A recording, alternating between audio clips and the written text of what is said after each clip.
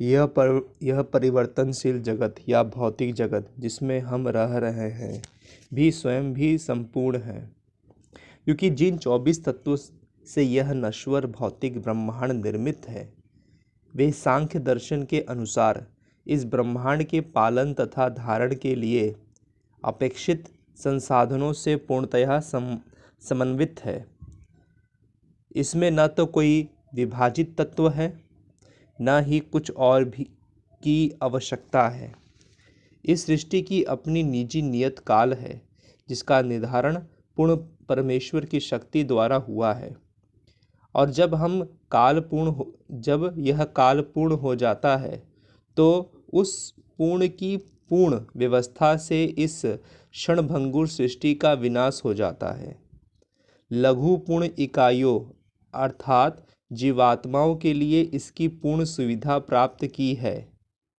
प्राप्त है कि वे पूर्ण की प्रतीति करें, और अगर किसी भी प्रकार की अपूर्णताओं का अनुभव किया जाता है तो वह पूर्ण के बारे में ज्ञान की अपूर्णता के कारण ही होता है। इस प्रकार भगवत गीता में वैदिक विद्या का पूर्ण ज्ञान पाया जाता है। सारा वैदिक ज्ञान अमोघ अच्युत है। हिंदू इस ज्ञान को पूर्ण तथा अमोघ मानते हैं। उदाहरण, गाय का गोबर एक पशु का मल है, और स्मृति या वैदिक आदेश के अनुसार यदि कोई पशु के मल का स्पर्श करता है तो उसे शुद्ध होने के लिए स्नान करना पड़ता है। लेकिन वैदिक शास्त्रों में गाय के गोबर को पवित्र करने वाला माना गया है। इसी को यह विरोधाभास लग सकता है, लेकिन यह मान्य है क्योंकि यह वैदिक आदेश है और इसमें संदेह नहीं है कि इसे स्वीकार करने पर किसी प्रकार की त्रुटि नहीं होगी। अब तो आधुनिक विज्ञान द्वारा यह सिद्ध किया जा चुका है कि गाय के गोबर में समस्त कीटाणुनाशक गुण पाए जाते हैं। तो वह वैदिक ज्ञान पूर्ण है क्योंकि यह समस्त संशयों एवं त्रुटियों से परे है, और भगवत गीता समस्त वैदिक ज्ञान का सार है। वैदिक ज्ञान शोध का विषय नहीं है। हमारा शोध कार्य अपूर्ण है क्योंकि हम अपूर्ण इंद्रियों द्वारा शोध करते हैं। हमें पूर्ण ज्ञान को स्वीकार करना होगा, जैसा कि भगवत गीता में बताया गया है। शिष्य परंपरा द्वारा हम तक पहुंचता है। हमें ज्ञान को व्यर्थ स्रोत से ऐसी शिष्य परंपरा से ग्रहण करना चाहिए जिसका प्रारंभ परम गुरु स्वरूप साक्षात भगवान से हुआ था, और फिर जो ज्ञान गुरु शिष्य की परंपरा द्वारा क्रमिक रूप से आया था। छात्र के रूप में अर्जुन ने भगवान कृष्ण से शिक्षा ग्रहण की। उनका विरोध किए बिना वह कृष्ण को सारी बातें स्वीकार कर लेता है। किसी को भगवत गीता के एक अंश को स्वीकार करने और दूसरे अंश को अस्वीकार करने की अनुमति नहीं दी जाती। हमें श्रीमद् भगवत गीता को बिना किसी प्रकार की टीका टिप्पणी, बिना घटाए बढ़ाए तथा विषय वस्तु में बिना हमारी अपनी मनोकल्पना के स्वीकार करना चाहिए। भगवत गीता की वैदिक ज्ञान की सर्वाधिक पूर्ण प्रस्तुति समझना चाहिए। वैदिक ज्ञान दिव्य स्रोतों से प्राप्त होता है। उसका पहला प्रवचन स्वयं भगवान ने किया था। भगवान द्वारा कहे गए शब्द अपौरुषेय कहलाते हैं, जिसका अर्थ यह है कि वे 4 दोषों से युक्त संसारी व्यक्ति द्वारा कहे गए शब्दों से भिन्न है। संसारी पुरुषों के दोष है, पहला, वह गलतियां अवश्य करता है। दूसरा, वह अनिवार्य रूप से मोहग्रस्त होता है। उसमें अन्यों को धोखा देने की प्रवृत्ति होती है। चौथा, वह अपूर्ण इंद्रियों के कारण सीमित होता है। इन 4 दोषों के कारण मनुष्य सर्वव्यापी ज्ञान विषयक पूर्ण सूचना नहीं दे सकता। वैदिक ज्ञान ऐसे दोषपूर्ण व्यक्तियों द्वारा प्रदान किया जाता है। इसे प्रथम सर्जित जीव ब्रह्मा के हृदय में प्रदान किया गया था। फिर ब्रह्मा ने इस ज्ञान को अपने पुत्रों तथा शिष्यों को उसी रूप में प्रदान किया जिस रूप में वह उन्हें भगवान से प्राप्त हुआ था। भगवान पूर्ण है और उनका भौतिक प्रकृति के नियमों के वशीभूत होना संभव नहीं है। अथवा मनुष्य में यह समझने की बुद्धि होनी ही चाहिए कि भगवान ही ब्रह्मांड की सारी वस्तुओं के एकमात्र स्वामी हैं। वे ही आदि सृष्टा तथा ब्रह्मा के भी सृजन करता है। 11वें अध्याय में भगवान को प्रतिमाह के रूप में संबोधित किया गया है, क्योंकि ब्रह्मा को पितामह कहकर संबोधित किया गया है और वे तो इन पितामह के भी सृष्टा हैं।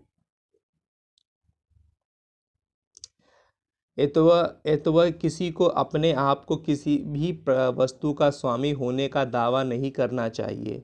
उसे केवल उन्हीं वस्तुओं को स्वीकार करना चाहिए जो उसके पोषण के लिए भगवान ने अलग रखी है। भगवान द्वारा हमारे हिस्से में रखी गई वस्तुओं को किस तरह काम में लाया जाए, इसके अनेक उदाहरण प्राप्त है। यह भी भगवत गीता में समझाया गया है। प्रारंभ में अर्जुन ने निश्चय किया था कि उसे कुरुक्षेत्र के युद्ध में नहीं लड़ना चाहिए। यह उसका अपना निर्णय था। अर्जुन ने भगवान से कहा कि अपने ही संबंधियों को मार कर राज्य का भोग करना उसके लिए संभव नहीं था। यह निर्णय शरीर पर आधारित था, क्योंकि वह अपने आप को शरीर मान रहा था।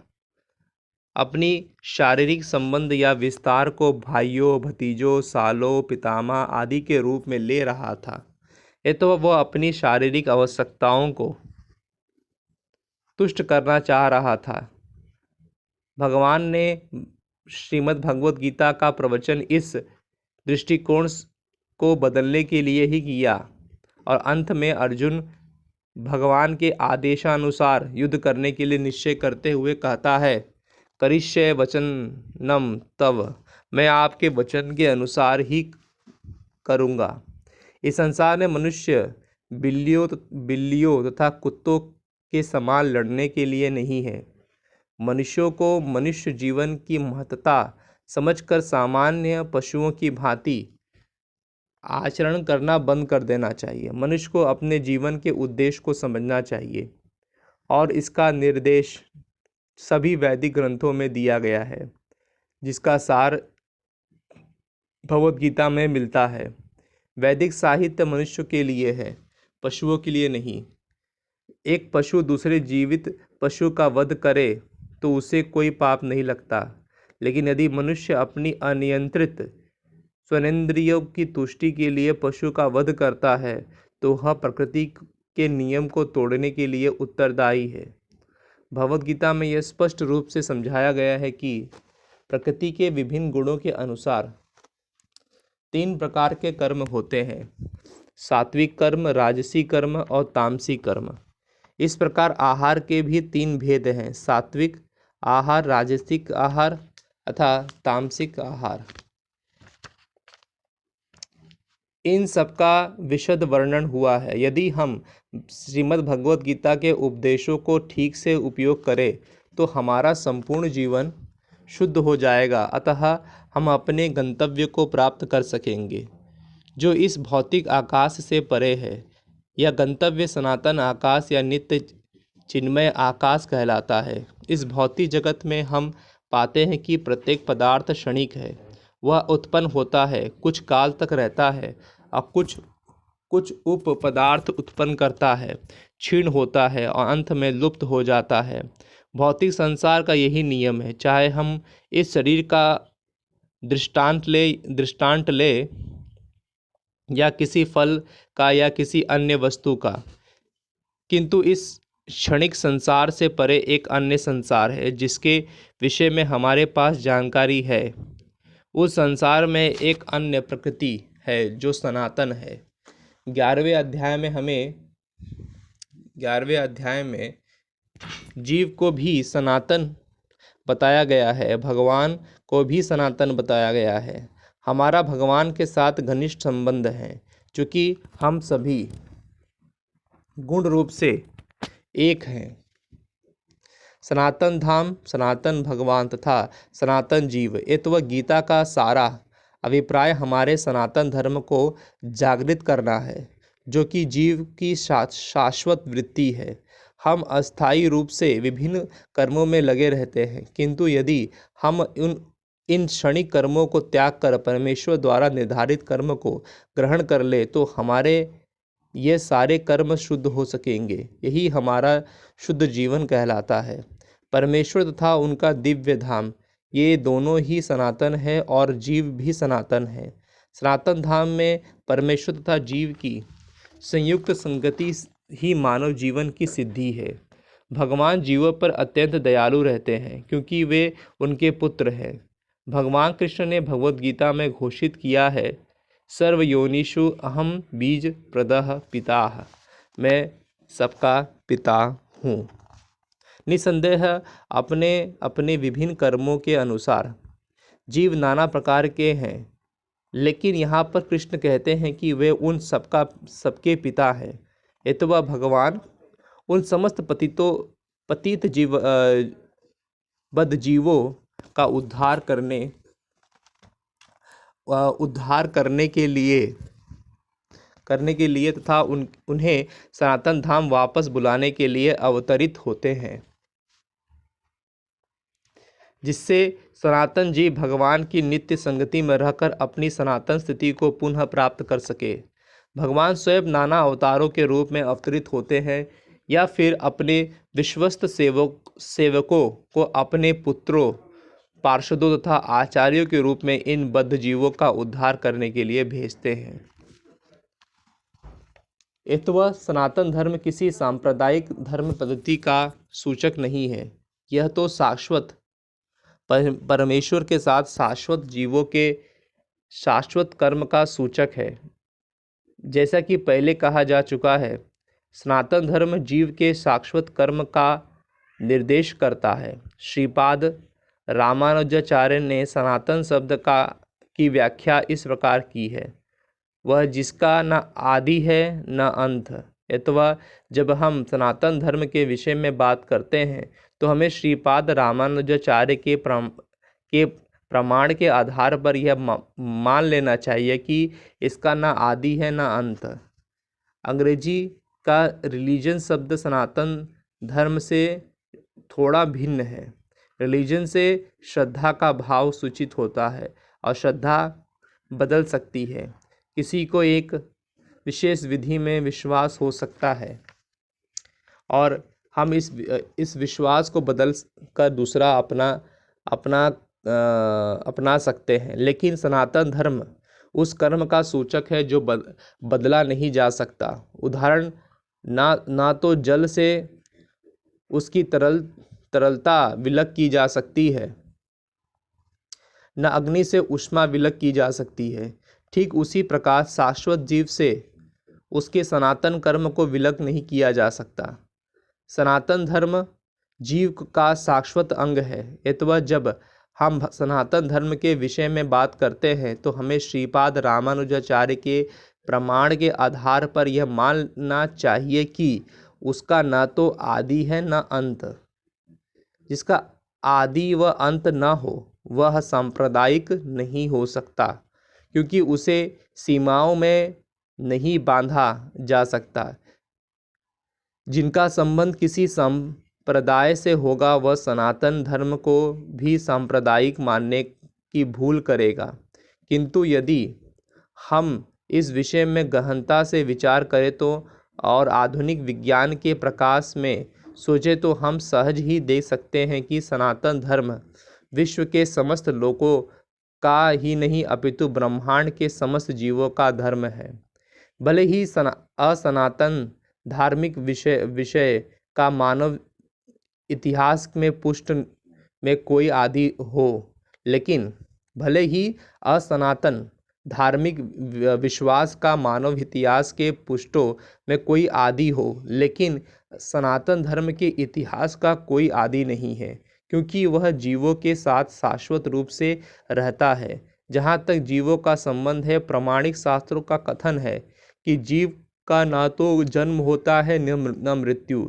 गीता में कहा गया है कि जीव ना तो कभी जन्मता है न कभी मरता है, वह शाश्वत तथा अविनाशी है और इस क्षणभंगुर भौतिक शरीर के नष्ट होने के बाद भी वो जीता रहता है। सनातन धर्म के स्वरूप के प्रसंग में हमें धर्म के धारणा को संस्तुति के मूल शब्द के अर्थ से समझना होगा। धर्म का अर्थ है वह जो पदार्थ विशेष में सदैव रहता है। हम यह निष्कर्ष निकालते हैं कि अग्नि के साथ ऊष्मा तथा प्रकाश सदैव रहता है। ऊष्मा व प्रकाश के बिना अग्नि शब्द का कोई अर्थ नहीं होता। इसी प्रकार हमें जीव के उस अनिवार्य अंग को ढूंढना चाहिए जो इसका स्थायी साक्षी है। यह स्थायी साक्षी उसका शाश्वत गुण है और यह शाश्वत गुण ही उसका सनातन धर्म है। जब सनातन गोस्वामी ने श्री चैतन्य महाप्रभु से प्रत्येक जीव के स्वरूप के विषय में जिज्ञासा की तो भगवान ने उत्तर दिया कि जीव का स्वरूप या स्वाभाविक स्थिति पूर्ण पुरुषोत्तम परमेश्वर की सेवा करना है। यदि हम श्री चैतन्य महाप्रभु के इन कथन का विश्लेषण करें तो हम आसानी से देख सकते हैं कि प्रत्येक जीव दूसरे जीव की सेवा करने में निरंतर लगा हुआ है। एक जीव दूसरे जीव की सेवा कई रूपों में करता है। ऐसा करके जीव जीवन का आनंद भोगता है। निम्न पशु मनुष्यों की सेवा करते हैं जैसे सेवक अपने स्वामी की सेवा करते हैं। एक व्यक्ति अपनी स्वामी ब की सेवा करता है, वह अपने स्वामी की और अपने स्वामी ड इत्यादि। इस स्थिति में हम देख सकते हैं कि एक मित्र दूसरे मित्र की सेवा करता है, माता पुत्र की सेवा करती है, पत्नी पति की सेवा करती है, पति पत्नी की सेवा करता है आदि। यदि हम इस भावना से खोज करते चले तो पाएंगे कि मानव समाज में ऐसे एक भी अपवाद नहीं है जिसमें कोई जीव सेवा की गतिविधि ना लगा हो। एक राजनेता जनता के समक्ष अपना घोषणा पत्र प्रस्तुत करता है ताकि उसको उसकी सेवा करने की क्षमता के विषय में विश्वास दिला सके। फलतः मतदाता उसे यह सोचते हुए अपना बहुमूल्य मत देते हैं कि वह समाज की महत्वपूर्ण सेवा करेगा। दुकानदार अपने ग्राहकों की सेवा करता है और कारीगर पूंजीपति की सेवा करता है। पूंजीपति अपने परिवार की सेवा करता है और परिवार शाश्वत जीव की शाश्वत सेवा क्षमता से राज्य की सेवा करता है। इस प्रकार हम देख सकते हैं कि कोई भी जीव अब अन्य जीवों की सेवा करने से मुक्त नहीं है। अथवा हम यह निष्कर्ष निश्चित रूप से निकाल सकते हैं कि सेवा जीव की चिर संगिनी है। सेवा करना जीव का सनातन धर्म है। अथापि मनुष्य काल तथा परिस्थिति विशेष के संदर्भ में किसी विशिष्ट प्रकार की श्रद्धा को अंगीकार करने का दावा करता है और इस प्रकार वह अपने को हिंदू, मुसलमान, ईसाई, बौद्ध या किसी अन्य संप्रदाय को मानने वाला बताता है। यह सभी उपाधियां सनातन धर्म नहीं है। एक हिंदू अपनी श्रद्धा बदलकर मुसलमान बन सकता है और एक मुसलमान अपनी श्रद्धा बदलकर हिंदू बन सकता है, या कोई ईसाई अपनी श्रद्धा बदल सकता है इत्यादि। किंतु सभी परिस्थितियों में धार्मिक श्रद्धा में परिवर्तन होने से अन्यों की सेवा करने का शाश्वत धर्म वृत्ति प्रभावित नहीं होता। हिंदू, मुसलमान या ईसाई समस्त परिस्थिति में किसी न किसी के सेवक हैं। यह तो वह किसी विशेष श्रद्धा को अंगीकार करना अपने सनातन धर्म को अंगीकार करना नहीं है। सेवा करना ही सनातन धर्म है। वस्तुतः भगवान के साथ हमारा संबंध सेवा का संबंध है। परमेश्वर परम भोक्ता हैं और हम जीव उनके सेवक हैं। हम सब उनके आनंद के लिए उत्पन्न किए गए हैं। यदि हम भगवान के साथ उस सनातन आनंद में भाग लें तो हम सुखी बनते हैं। हम किसी अन्य प्रकार की से सुखी नहीं हो सकते। स्वतंत्र रूप से सुखी बन पाना संभव नहीं है। जिस प्रकार शरीर का कोई भी भाग उधर से सहयोग किए बिना सुखी नहीं रह सकता, परमेश्वर के दिव्य प्रेममय सेवा के बिना जीव सुखी नहीं हो सकता। भगवत गीता में विभिन्न विभिन्न देवों की पूजा या सेवा करने का अनुमोदन नहीं किया गया है। उसमें 7वें अध्याय के 20वें श्लोक में कहा गया है, कामैस्तैर्हत्याना प्रबद्धन्ते न देवताः तम तम नियमास्थ्या प्रकृति नियताः स्वः। जिनकी बुद्धि भौतिक इच्छाओं द्वारा चुरा ली गई है वे देवताओं की शरण में जाते हैं। वे अपने अपने स्वभाव के अनुसार पूजा के विशेष विधि विधानों का पालन करते हैं। यहाँ यह स्पष्ट कहा गया है कि जो वासना द्वारा निर्देशित होते हैं वे परम भगवान कृष्ण की पूजा न करके देवताओं की पूजा करते हैं। जब हम कृष्ण का नाम लेते हैं तो हम किसी सांप्रदायिक नाम का उल्लेख नहीं करते। कृष्ण का अर्थ है सर्वोच्च आनंद। इसकी पुष्टि हुई है। परमेश्वर समस्त आनंद के आगार हैं। हम सभी आनंद की खोज में लगे हैं। आनंदमयोभ्यासात वेदांत सूत्र का 1.1.12। भगवान की ही भांति जीव चेतना से पूर्ण है और सुख के पीछे भागते रहते हैं। भगवान तो हमेशा सुखी हैं और यदि जीव उनकी संगति करता है तो उसके साथ सहयोग करते और उसकी संगति में सहभागी बनते हैं तो वे भी सुखी हो जाते हैं। भगवान इस मर्त्य लोक में सुख से परिपूर्ण अपनी वृंदावन लीलाएं प्रदर्शित करने के लिए अवतरित होते हैं। जब भगवान श्री कृष्ण वृंदावन में थे तब उनकी अपनी गोप मित्रों के साथ, अपनी गोपिका सखियों के साथ, वृंदावन के अन्य निवासियों के साथ तथा गायों के साथ की गई लीला सुख से परिपूर्ण थी। वृंदावन की सारी जनता कृष्ण के अतिरिक्त अन्य कुछ नहीं जानती थी। परंतु भगवान कृष्ण ने अपने पिता नंद महाराज को भी इंद्रदेव की पूजा करने से निरुत्साहित किया, क्योंकि वे इस तथ्य को प्रतिष्ठित करना चाहते थे कि लोग किसी भी देवताओं की पूजा करने की आवश्यकता नहीं है। उन्हें एकमात्र परम ईश्वर की पूजा करनी चाहिए, क्योंकि उनका चरम लक्ष्य उनके भगवान के धाम को वापस जाना।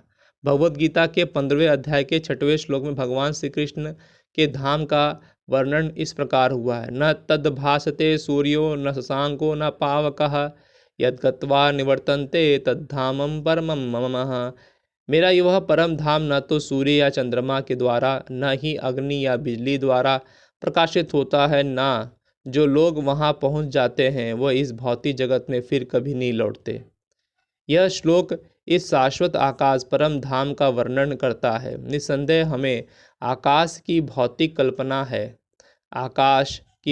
कल्पना है और हम उस सूर्य चंद्र तारे तथा आदि के संबंध में सोचते हैं, किंतु इस श्लोक में भगवान बताते हैं कि शाश्वत आकाश में सूर्य, चंद्र, बिजली या किसी प्रकार की अग्नि की आवश्यकता नहीं है, क्योंकि वह परमेश्वर से निकलने वाली किरणों अर्थात ब्रह्म ज्योति द्वारा पहले से ही प्रकाशित है। हम अन्य ग्रहों तक पहुंचने का कठिन प्रयास कर रहे हैं, लेकिन परमेश्वर के धाम को जानना कठिन नहीं है। यह धाम गोलोक कहलाता है। ब्रह्म संहिता में इसका अति सुंदर वर्णन मिलता है। गोलोक एव निवसत्यखिलात्मभूता। भगवान अपने धाम गोलोक में नित्य वास करते हैं, फिर भी इस संसार में उन तक पहुंचा जा सकता है। ऐसा करने के लिए वे अपने सच्चिदानंद विग्रह रूप को व्यक्त करते हैं, जो उनका असली रूप है। जब वे इस रूप को प्रकट करते हैं तब हमें इसकी कल्पना करने की आवश्यकता नहीं रह जाती। इसका रूप कैसा होगा, ऐसी काल्पनिक चिंतन को निरुत्साहित करने के लिए ही वे अवतरित होते हैं और अपने मूल श्याम सुंदर रूप को प्रदर्शित करते हैं। दुर्भाग्यवश अल्पज्ञ लोग उनकी हंसी उड़ाते हैं, क्योंकि वे हमारे जैसे बनकर आते हैं, हमारे साथ मनुष्य के रूप में खेलते कूदते हैं, लेकिन इस कारण हमें यह नहीं सोचना चाहिए कि वे हमारी तरह एक हैं। वे अपनी सर्वशक्तिमानता के कारण ही अपने वास्तविक रूप में हमारे समक्ष प्रकट होते हैं और अपनी लीलाओं का प्रदर्शन करते हैं, जो उनके धाम में होने वाली लीलाओं की अनुकृति प्रतिरूप होती है। आध्यात्मिक आकाश की तेजोमय किरणों में असंख्य लोग तैर रहे हैं। वह ब्रह्म ज्योति परम धाम कृष्ण लोक से अद्भुत होती है। ये आनंदमय तथा चिन्मय लोक जो भौतिक नहीं है, इस ज्योति की किरणों में तैरते रहते हैं। भगवान कहते हैं, न तद्भासते सूर्यो न शशांको न पावकः यद्गत्वा निवर्तन्ते तद्धामं परमं मम। जो इस आध्यात्मिक आकाश तक पहुंच सकता है, उसे इस भौतिक आकाश में लौटने की आवश्यकता नहीं रह जाती। भौतिक आकाश में यदि हम सर्वोच्च लोक ब्रह्मलोक को भी प्राप्त कर ले, चंद्रलोक का तो कहना ही क्या, तो वहाँ भी जीव की वही परिस्थिति, जन्म मृत्यु जरा तथा व्याधि होगी। भौतिक ब्रह्मांड का कोई भी लोक संसार के इन चारों नियमों से मुक्त नहीं है। सारे जीव एक ग्रह से दूसरे ग्रह में विचरण कर रहे हैं, किंतु ऐसा नहीं है कि हम मात्र यांत्रिक व्यवस्था करके जिस ग्रह में जाना चाहें वहां चले जाएं। यदि हम किसी अन्य ग्रह पर जाना चाहते हैं तो वहां जाने का कोई विधि होती है। इसका भी उल्लेख हुआ है, यान्ति देवव्रता देवान् पितॄन् यान्ति पितृव्रतः। यदि हम एक ग्रह से दूसरे ग्रह में विचरण करना चाहते हैं तो उसके लिए किसी यांत्रिक व्यवस्था की आवश्यकता नहीं है। गीता उपदेश देती है, यान्ति देवव्रता देवान्, चंद्र सूर्य अथा उच्च ग्रह स्वर्गलोक कहलाते हैं। लोकों की तीन विभिन्न कक्षाएं हैं, उच्चतर, मध्य अथा निम्न लोक। पृथ्वी मध्य लोक में आती है। भगवद गीता हमें बताती है कि किस प्रकार अति सरल सूत्र यान्ति देवव्रता देवान द्वारा उच्चतर लोकों यानी देवलोकों तक जाया जा सकता है। मनुष्य को केवल उस विशेष लोकों की विशेष देवता की पूजा करने की आवश्यकता है और इस तरह चंद्र सूर्य या अन्य किसी भी उच्चतर लोगों को जाया जा सकता है। फिर भी भगवद गीता में हमें इस भौतिक ब्रह्मांड की किसी लोक में जाने की सलाह नहीं दी जाती, क्योंकि चाहे हम किसी यांत्रिक युक्ति से 40,000 वर्ष तक यात्रा करके, और कौन इतने समय तक जीवित रहेगा, सर्वोच्च लोक ब्रह्मलोक क्यों ना चले जाएं, लेकिन फिर भी वहाँ हमें जन्म मृत्यु जरा तथा व्याधि जैसे भौतिक असुविधाएं से मुक्ति नहीं मिल सकेगी। लेकिन जो परम लोक कृष्ण लोक या आध्यात्मिक आकाश के किसी भी अन्य लोक में पहुंचना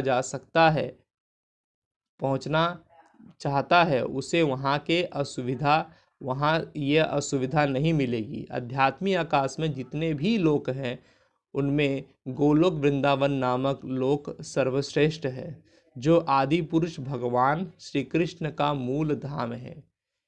यह सारी जानकारी भगवद गीता में दी गई है। इस उपदेश के द्वारा हमें बताया गया है कि हम किस प्रकार इस भौतिक जगत को छोड़ सकते हैं और आध्यात्मिक आकाश में वास्तविक आनंदमय जीवन की शुरुआत कर सकते हैं। भगवद गीता के 15वें अध्याय में भौतिक जगत का वास्तविक चित्रण हुआ है। वहाँ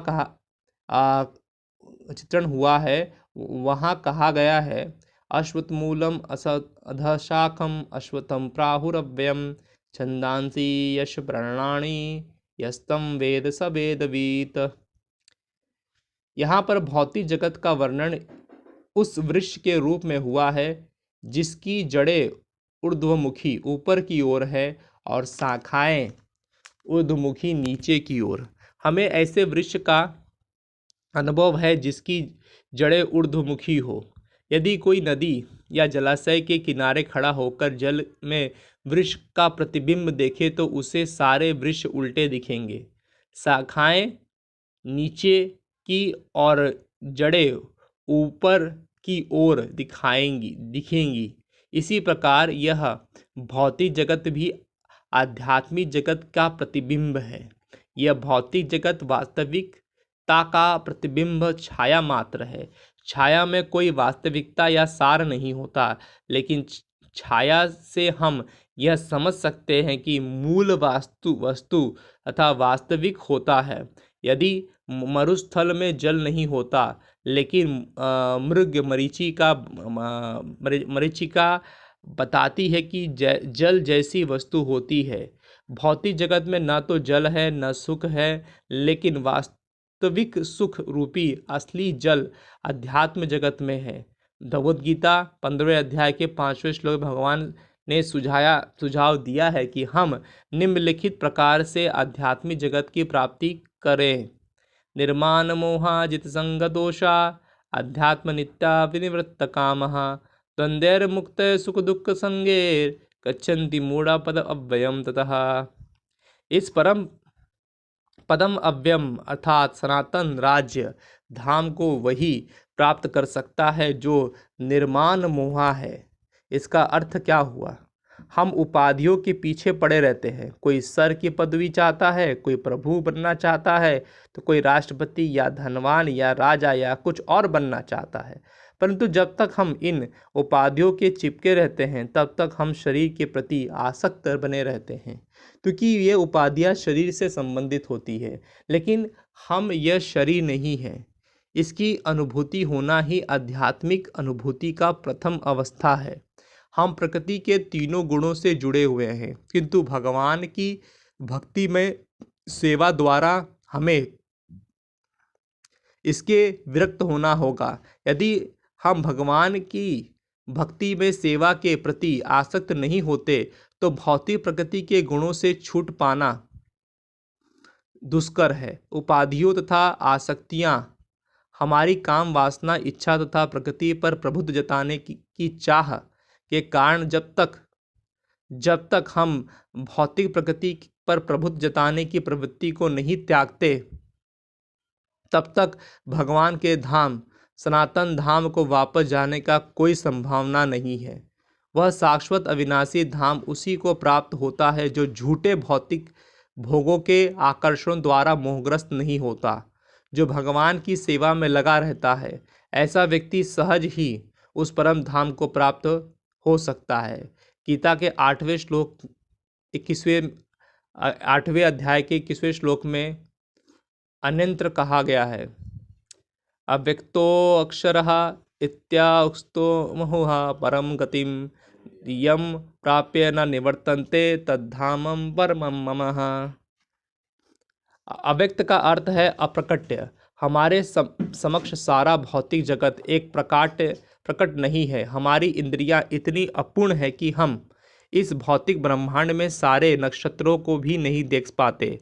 वैदिक साहित्य में हमें इन सभी लोकों के विषय में प्रचुर जानकारी प्राप्त होती है।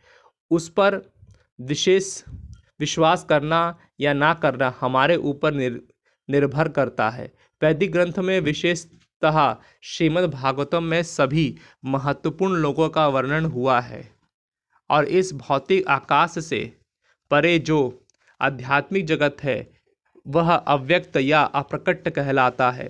व्यक्ति को उसी सर्वोपरि भगवत धाम की ही कामना तथा लालसा करनी चाहिए, क्योंकि जब उसको धाम की प्राप्ति हो जाती है तब उसको फिर से भौतिक जगत में लौटना नहीं पड़ता। इसके बाद यह प्रश्न पूछा जा सकता है कि उस भगवत धाम तक कैसे पहुंचा जा सकता है। इसकी सूचना भगवद गीता के 8वें अध्याय के 5वें श्लोक में इस तरह दी गई है। अंतकाले च माम एव स्मरण मुक्त्वा कलेवरम ये प्रापयति च मद्भावम यान्ति न तृतीयम संशया। अंतकाल में जो कोई मेरा स्मरण करते हुए शरीर का त्याग करता है वह तुरंत मेरे स्वभाव को प्राप्त होता है। इसमें रंच मात्र भी संदेह नहीं है। जो व्यक्ति मृत्यु के समय कृष्ण को चिंतन करता है वह कृष्ण के पास जाता है। मनुष्य को चाहिए कि वह कृष्ण के स्वरूप का स्मरण करे। यदि इस रूप का चिंतन करते हुए वह देह त्याग करता है तो वह निश्चित ही भगवत धाम को प्राप्त होता है। मद्भावम शब्द परम पुरुष के परम स्वभाव का सूचक है। परम पुरुष सच्चिदानंद विग्रह है, अर्थात उनका स्वरूप शाश्वत ज्ञान तथा आनंद से पूर्ण है। हमारा यह वर्तमान शरीर सच्चिदानंद नहीं है, वह सत्य नहीं अपितु असत्य है, शाश्वत नहीं अपितु नाशवान है। वह चित्त नहीं अर्थात ज्ञान से पूर्ण नहीं अपितु अज्ञान से पूर्ण है। हमें भगवत धाम का कोई ज्ञान नहीं है, यहाँ तक कि हमें इस भौतिक जगत तक का पूर्ण ज्ञान नहीं है, जहाँ ऐसी अनेक वस्तुएं हैं जो हमें ज्ञात नहीं है। ये शरीर भी निरानंद है, आनंद से ओतप्रोत ना होकर दुख से पूर्ण है।